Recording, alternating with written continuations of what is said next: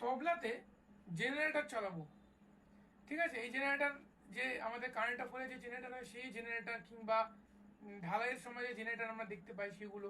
মোদ্দা কথা হচ্ছে তবলায় জেনারেটর চালানো কি সম্ভব, দেখা যাক। ওকে, ভালো লাগলে লাইক কমেন্ট শেয়ার এগুলো করে দেবে।